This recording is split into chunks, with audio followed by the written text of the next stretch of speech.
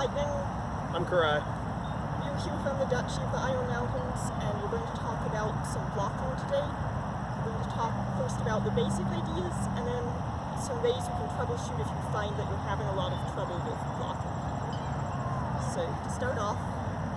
So we're going to go ahead and talk about the concept of house guard to utilize for blocking. So the main principles that house guard operates on is the idea of projecting your guard outward away from your body and towards your opponent. The reason for this is that we're visualizing basically a cone, right? The wide end is at your shoulders, the narrow end is at your opponent's shoulders. As you get closer to their shoulder, that cone is going to narrow down. So instead of blocking all the way back here, where they have all this room to move, right, and blocking is rather wide, projecting your guard out into the narrower part of that cone means that if lightning swings on the opposite side, instead of having to come over here, I can just turn my hand over and block more efficiently here, right? So whether she throws across, whether she throws back body, it's all going to be very similar. We're just turning the hand slightly to create that angle. Another thing to watch for is I'm going to match Lightning's shoulder height generally. The reason for this is that that's where the attack is going to originate from. That's straight out from her shoulder is the longest point that she has to attack from, right? So if my hand is up here, I'm missing an opportunity to block, whereas if it's in line with that shoulder, I'm more efficiently going to block that. And as far as house guard goes, it is called house guard because the two top blocks look like the roof, and the two lower blocks, you're going to project your guard out still. You're going to bend your knee, project the guard forward, and the sword upward, right? And for both the left hip, the right hip, it's the same thing, regardless of which hand you have forward. Those are going to be your walls, right? And the goal of this is that if Lightning is to throw like a scoop or something like that, I'm going to project forward into that shot and cut it off early. Ideally with these guards is that if somebody throws a shot, right, and you project into it and catch it, you're then set up to repost quickly and cleanly without having to throw outside yourself or throw a feint or anything like that. Same thing up top. If she throws here, right, we're just throwing back in. If she throws across, we're set up to throw to that forward arm. Another thing to remember real quick though, these guards do not necessarily block your arms, they block the quadrants. Quadrants are going to be upper, lower, left, right, down the center of your chest, or the center of your torso, and kind of right underline under the pec line, right, is where it's going to be. So those are your basics. Remember that for each of these you want to project the guard outward into that narrower part of the cone, and try and match your opponent's shoulder height in terms of where they're starting from. Obviously, with these low guards, if they're going low, we're not going to just keep our hand here and do this. They're going to go right underneath it.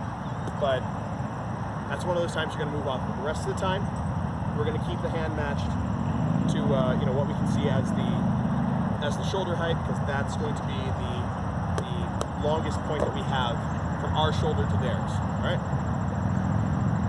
Great. These are the fundamental ideas that you would need to think about when you're blocking. But if you have an experience similar to mine in Amcode, you might run into difficulties where you try to implement those ideas, and then you find that a lot of your blocks are failing. So if I'm doing the house guard, and I follow the instructions where I set it up, I project it, where I try to throw a shot through right. You want to wrap her? Just try to knock my sword out of the game. Yes. I have the house guard that we talked about, and that's a setup for the video, obviously, but it's a pretty common experience that I think a lot of players have. If they're fighting someone stronger, they can't always maintain a block. Speak up just a little bit too. Yeah. If you're fighting someone stronger, you might lose the block. So, a compromise you can make to adjust for that, there's a couple of compromises. I can turn my hand over and put it in a similar position. It's not moving, and I'm actually throwing hard. So having my palm up is a slightly stronger position. It does with my shield out over here. It means I don't make weight return. But it does mean I might keep the block. Another thing I can do is make sure that I'm engaging more than just my own muscles in doing this block. So if I want my hand palm down, I can take the shield and bring myself slightly more underneath. Tie it down. But I changed there was to move my shield slightly back towards me and to turn my body just slightly into it. That's different for every person, but it sets my shoulder in better alignment with the rest of you. There isn't a point I can give you with a measurement, but straight out in front of me, if this angle is 90 degrees, probably push me.